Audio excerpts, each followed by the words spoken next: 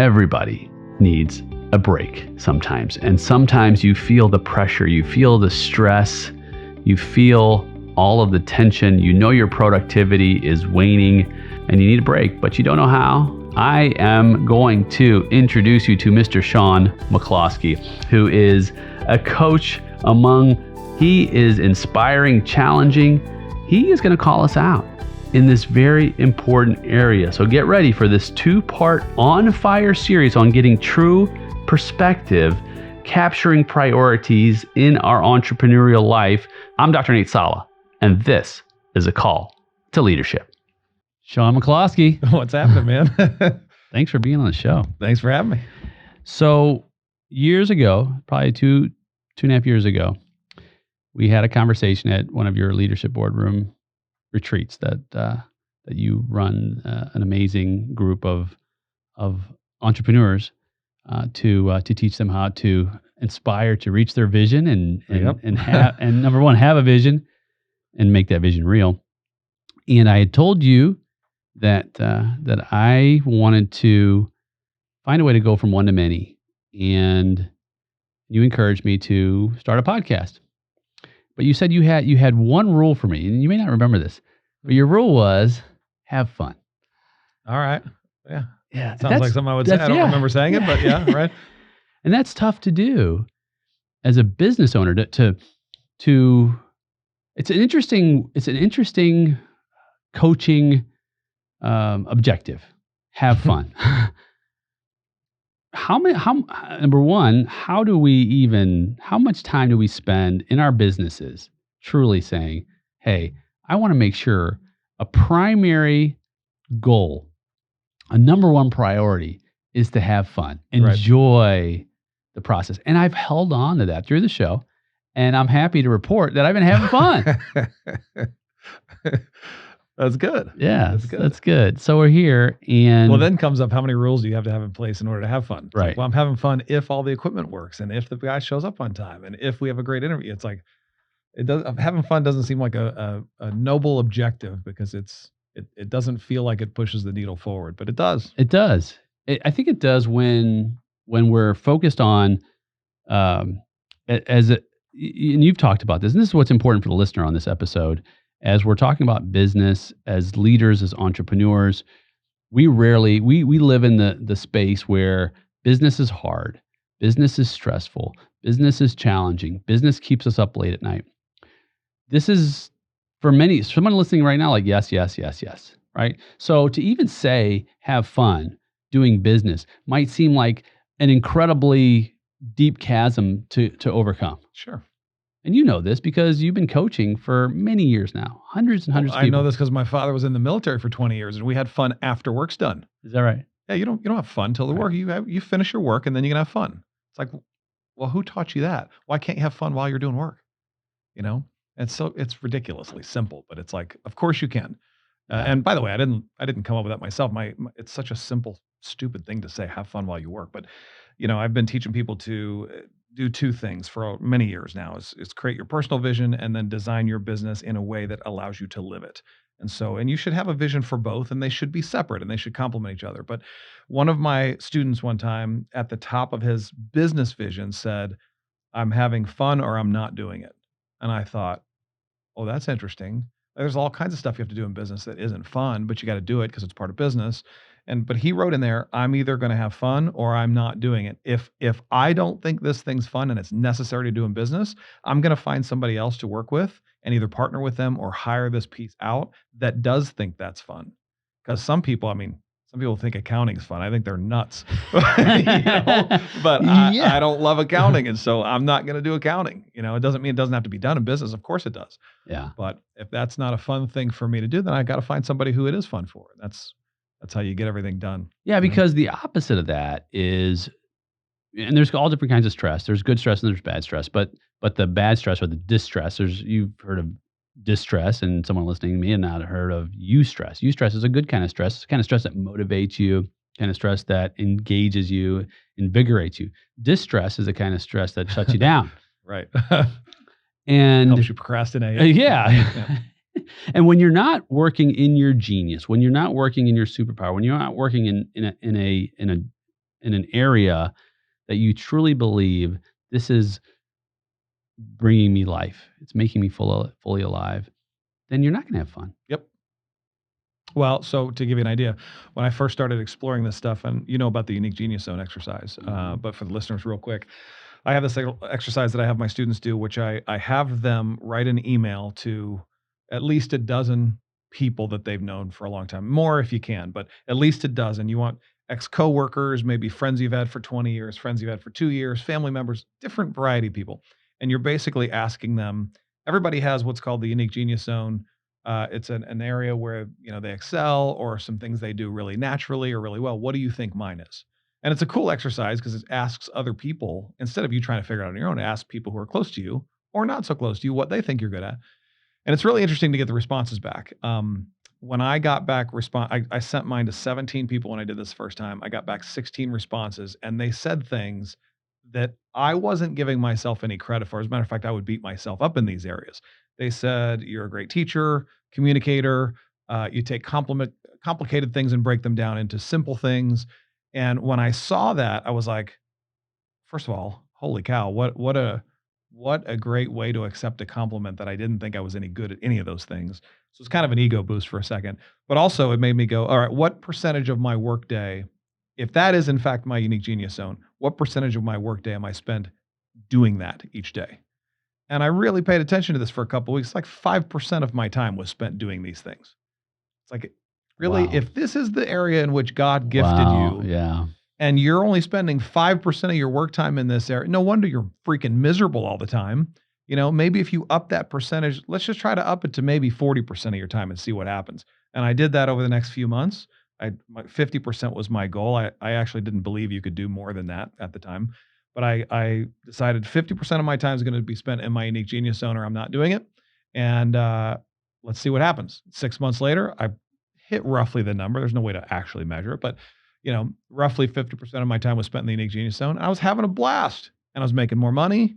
And all of a sudden, it's like I didn't feel like I was working in the hours that I was working, and I was having a blast. And then, some of my team resonated with this. We had my entire team do the unique genius zone. I had all my coaching students do this. It's like most people are spending such a small, minuscule amount of time in the area of gifting. No wonder you're not having fun. You're doing a bunch of crap you don't want to do. Someone listening right now is saying, yes, that's me, 100%. I'm so glad you brought that up, because it clearly, like as you're saying it, someone listening, including myself, Yep. is thinking, oh, that's why I feel alive in this space. Yes. That's why I don't feel alive in that space. Yep. I'll give you an example for me. As you introduced me to the predictive index, and I've shared this many times Yep. on the program, so some of our listeners will have heard this, but understanding what my primary drives are, where I have the least amount of perceived effort to accomplish the different aspects of my of each unique drive. One of the aspects of my drive is I am more collaborative Yep. than I am dominant in terms of wanting to drive the bus, right? So I love conversation. Yeah. And so all these years of when people say, oh, it's tax season, oh man, you must hate it. Like, I honestly love the conversations. Yeah. I love talking with people Sure. and having that annual, like, hey, how you been? What's been up with your life? Oh, you got divorced. Let's go ahead and take that spouse off the return. Or you got married. Let's add the spouse to the return. Or you had kids, or you went to school. Yep. And for me, that was always so invigorating. Like I never felt like it was work, because it was fun for me to Sure. have those conversations. And knowing that, see, I never knew that was why. And so had I known that was why, I would have focused more on the conversations and the relationships and some of the other work that I was doing that I didn't like to do. Yep. Like I did not like management. Not that I couldn't do it, but I just didn't like telling people what to do. Sure. I didn't like to organize their behavior, plan, staff, control. And if I would have understood that earlier on, I probably would have had less headaches. I would have had better performance too, by the way, because you know this, when you are working outside of your genius zone or your giftings, you're probably not working in an area that you're extremely competent at Sure. either. And it's hard. It's work. Yeah, it's hard work. It feels more like work. You probably stink at it, and somebody else could be doing it in a third of the time, Yeah. or better. I would imagine you have a little bit of a higher B too. I don't remember. On the I do. productivity. Yeah. I have a little higher B. Yeah. Yeah. So as you far add as that you're collaborative and that you like being around more people, and it's We're a social. great recipe. But now take the advice that's given in business all the time anymore. So I remember going when I first started teaching. I used to flip houses for years. I used to teach how to do that. And I first started teaching people how to flip houses. And one of my pieces of advice was you just got to get out and talk to people. And I would hear from people who were higher A's and very low B's, so very dominant. They want their finger on the trigger of everything, and they don't necessarily want to be around lots of people all the time. They don't get energy from being around lots of people. And they would hear this and they'd go, "Oh, so I have to force myself to make sales calls and to go out and meet people and network and all this stuff." And back then I thought the answer was yes. And the answer is no. And so, you're getting advice all the time that works for the person that's giving you the advice, and it may not work for you. That's why it's called the unique genius Right. zone. It ain't everybody's genius zone.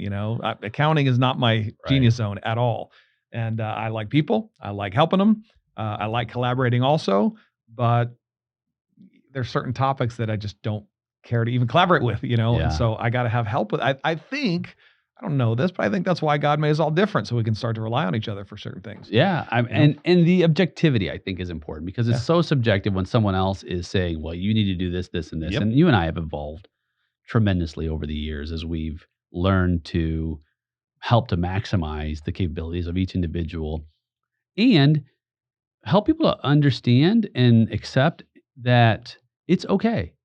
It's okay that you absolutely abhor that particular role, that you abhor doing accounting work. Right. Right? I give you an example. When I had a client in probably about 5 years ago and a childcare provider. And so we were talking. Man, I could not imagine changing all those diapers. Right. Oh man, it would be like just arduous. And she looked at me and said, "That's exactly the same way I feel about doing taxes." Yeah. I could not imagine preparing all those taxes. And I never thought that preparing tax returns for someone would be like changing dirty, poopy diapers for someone else. Oh yeah, that's Yeah. about what it sounds like for me. Yeah. But here's the thing. So you could look at changing diapers and you go, "Well, thank God I don't have to do that in my business." But there are some things you have to do in your business that you don't like. So accounting is one of them. So it's got to get done. Right. It just doesn't mean that you have to be the one doing it. And usually new business owners go, "Well, easy for you to say, I can't afford to hire that out right now." Well, let me give an example of this. So I'm embarrassed to admit this. I started business in 2003. My first roughly 2.5 years in business, I didn't have an accountant. I didn't have a bookkeeper. I didn't know what I was doing. I tried to file my own taxes, but I don't know what I'm doing and I hate it. And so I procrastinated. So the first 2 years, I didn't even file taxes, right? Horrible idea. I can't believe I'm admitting that. Hopefully the statute of limitations has passed us, but so I didn't do that. And so about 2.5 years in, I was like, okay, I finally have just a tiny bit of money.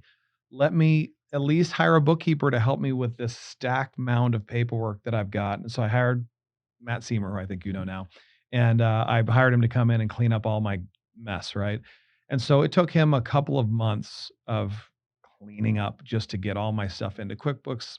I don't know how to do that. I've been procrastinating for 2 years. By the way, the stress that caused me for the first 2.5 years, whatever it was, I was stressed out of my mind because my taxes aren't getting done. All the paperwork's stacking up. I know how much is in my account, but I don't know how to reconcile everything, all that stuff. Finally hire Matt. Matt fixes it all in about 2 months. And I write him a check, which really wasn't that big.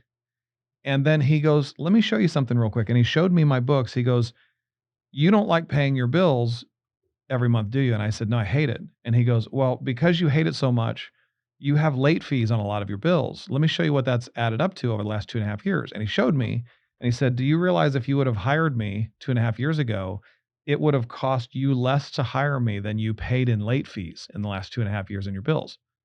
That's a revelation. And I'm like, he goes, "It actually cost you more money not to hire me because I can get this stuff done in 1/10 the time you could." And I thought, what an idiot, man. I've been over here stressing about it for 2.5 years. He fixes it all in a couple months. And now going forward, it cost me less than my late fees. I mean, this is a perfect example. Why Yeah. should I be even doing it? It has to get done in business, but it doesn't mean I should be doing it. Right. And also, my excuse was that I couldn't afford it. That's dumb. I couldn't afford not to do. Same thing with taxes. It's like you saved me enough money in taxes where it's like if I didn't have you, you're not an expense to me. You're saving me significantly more than I'm paying you. It's an investment at that time. At that point, it's an investment rather than a cost. Yeah. These relationships. And I think that's the reframing of the mind. Yep. Is how we do that. And sometimes I don't know that we can do that when we are in the weeds. I think that sometimes we are so deep in what we think is important for us to be Yeah. doing Yeah. that we have no idea what is truly important and what we really could care less about if we were detached for, say, a month, Yep. which is a good segue to something that's really important for business owners and anyone really in a position to where they are just running through this constant cycle of work, work, work for a number of reasons.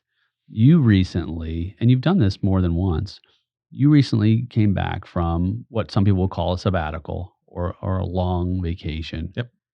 And for you, it's game changing in terms of how you see your role, the role of others, and the decisions you make in business. For Let's sure. unpack that.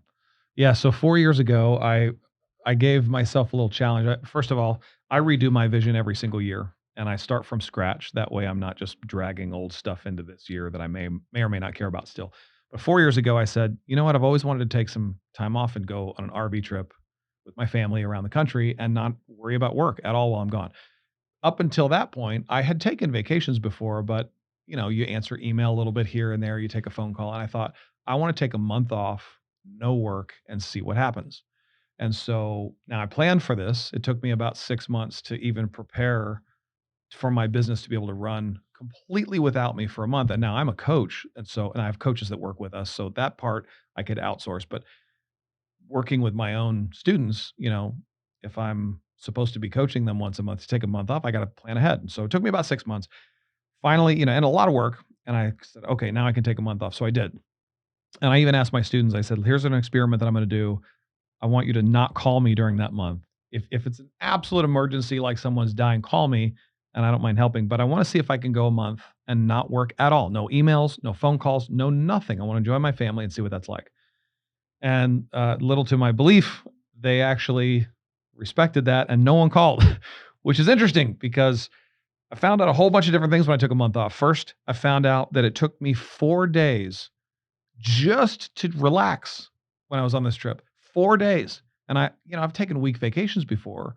You ever taken a week vacation where at the end of it, you're like, man, this is so nice. And I could really go another day or two. Mhm. And then there's been the vacations too that you take and I go, I got so much to do when I get back. It's stressing me out to be here. So I need to get back. Right. I've always experienced those two differences, but I realized on this one, 4 days is what it took to even relax enough to get present. Because up until that, especially being busy trying to plan for taking a month off, my phone was ringing more than ever. I'm doing more work than ever. I'm preparing for this trip. It's a new RV. And so we're trying to plan for all that stuff. And I don't know what's going to happen there. And 4 days into it, I finally just took a deep breath and I go, I'm present again, which I hadn't been. I realized I hadn't been for months and months and months and months. So get present.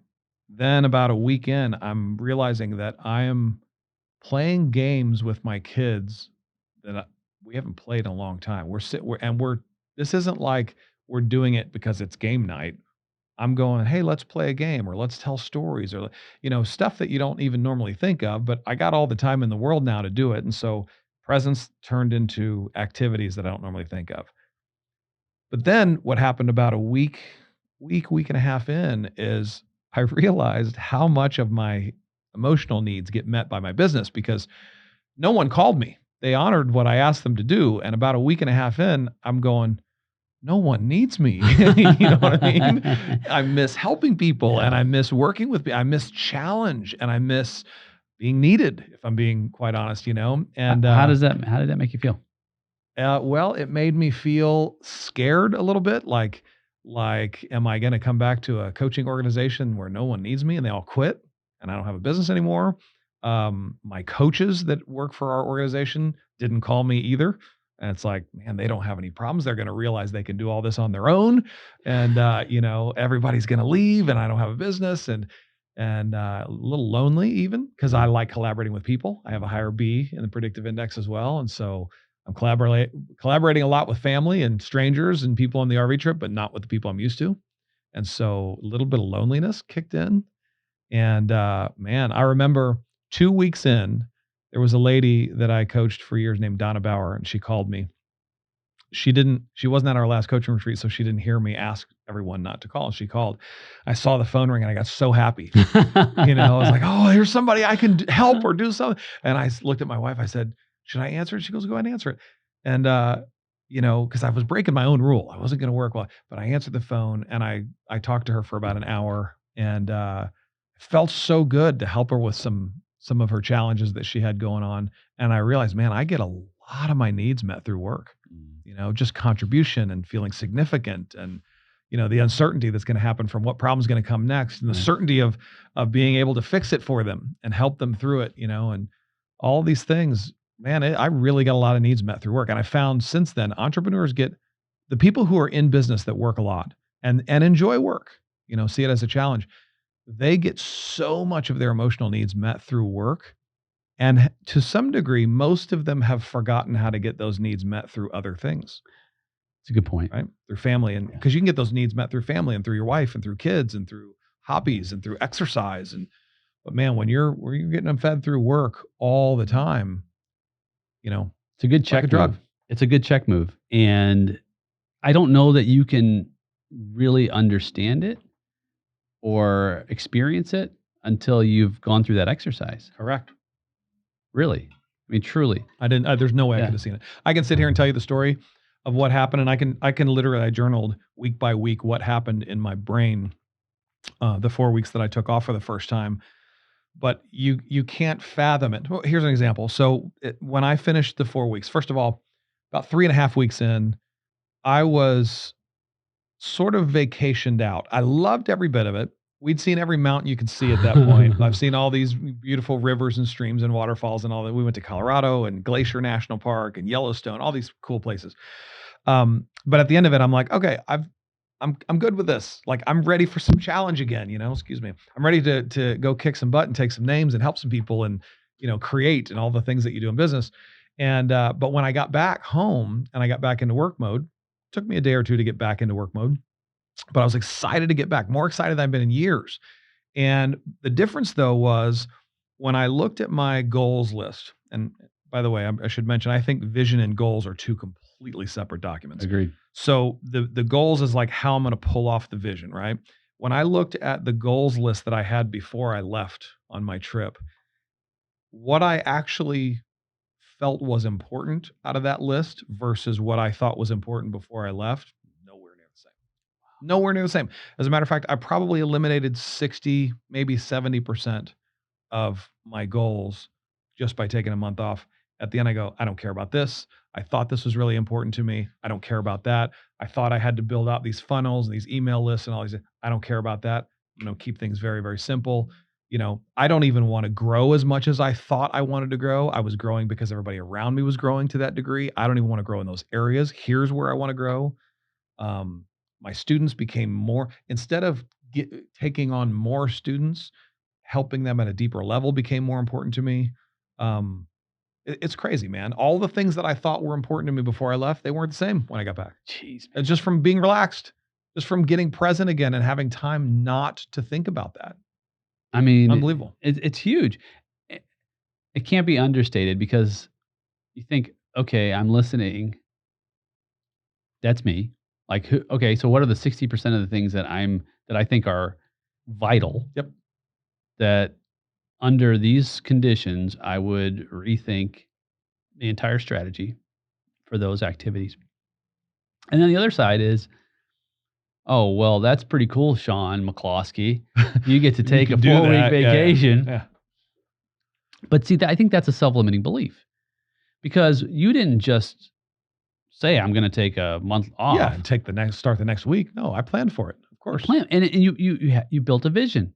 And somebody listening is saying, well, I haven't done that yet. Well, think about it. Think about, you and I have studied vision, I would say ad nauseum, because we don't get nauseous, but to the extent that most people would expect from an expert in understanding the vision process. Yep.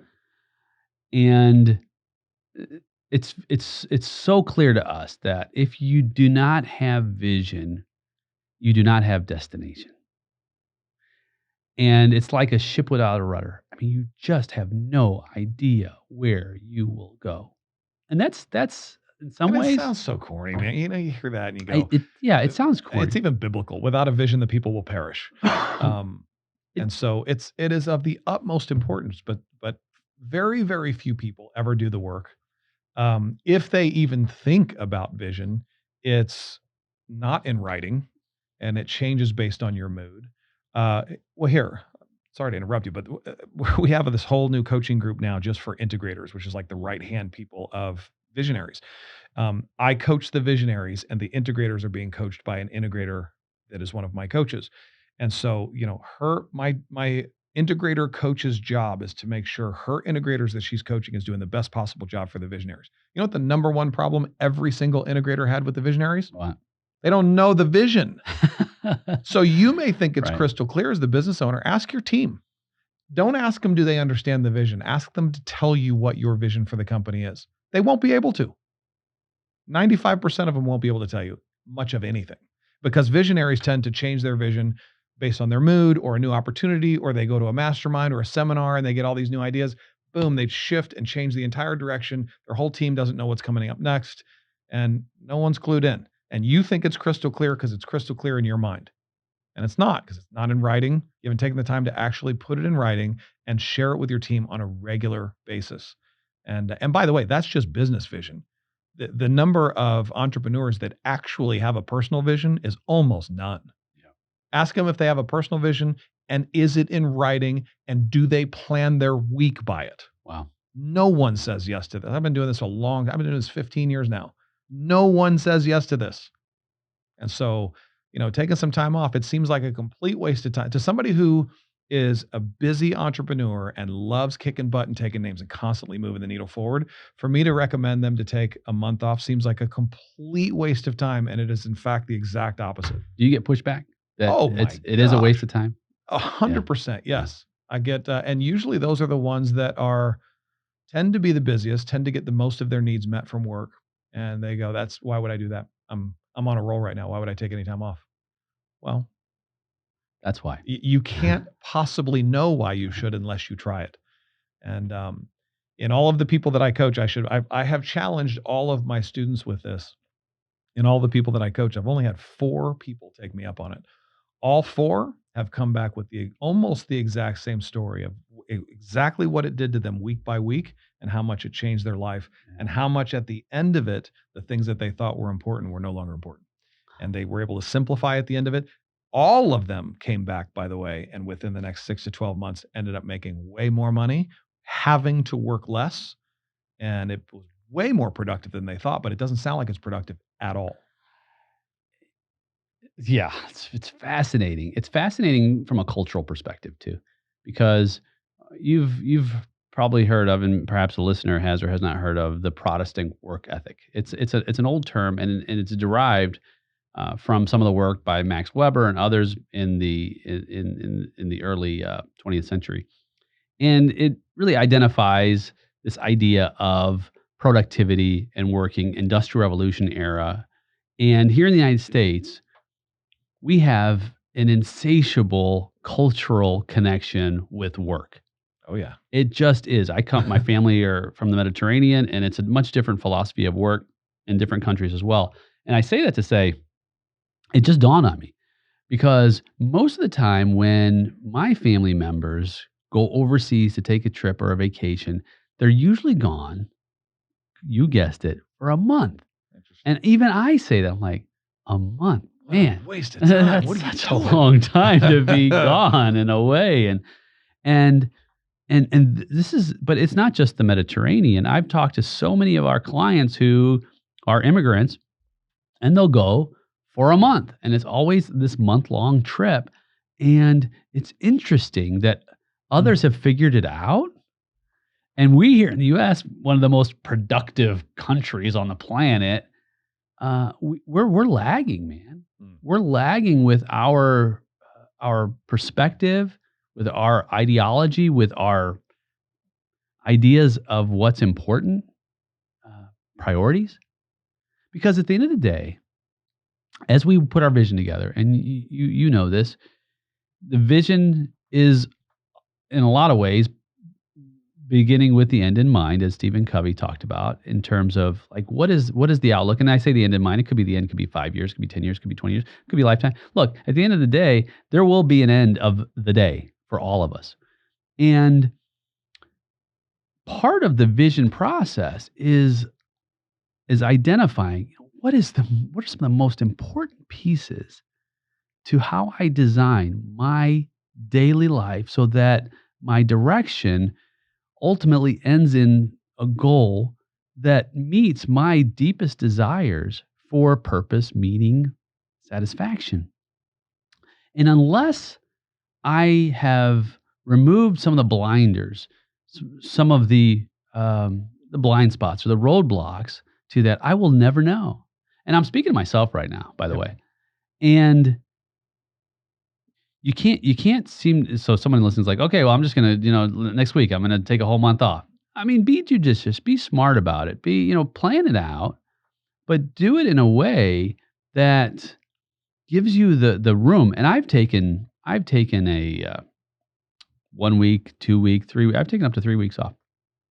And I've noticed that the very first 8 to 11 days for me has been, I'm actually just starting to relax. And I know the feeling of what you're talking about is some of the things that were super, super important on day one are losing their grip on my mind, on my spirit, on my life. I mean, well, look at Jesus is going into the wilderness, for 40 days? Now, 40 days represents a long time. I didn't have been a literal 40 days. But nevertheless, I mean, even Jesus knew, it's like, I need to take some time away so that I can make sure that my vision and the Father's vision are in unity. And I am in sync with what my Father's will is for my journey. You wonder, I know this is a little bit of a tangent, but let's just talk about it. You wonder how that might have changed some of Jesus's focus, because he might have been focusing on, some of the things that I thought were important 40 days ago aren't so important today. Yeah. Maybe, just maybe, Jesus was thinking, boy, I've got such a massive ministry ahead of me. I can just heal just gobs and gobs and gobs of people. I am just going to light it up. But what does he do? If you look at his journeys, he retreats after a day. He goes and gets away from all of the minutia. He could double or triple his quota if he needed to, if he wanted to, but he knew his priorities were straight. And I think that's a lot about what you're talking about. It's reframing our priorities. In the weeds, indeed, my friend. Well, I know that Shaun has given us so much this first half of our series, and stay tuned for the next episode. And the format has changed a bit. We are doing back-to-back episodes now, so you don't have to wait an entire week to hear the second part of this important series on getting clarity in your vision through taking time away.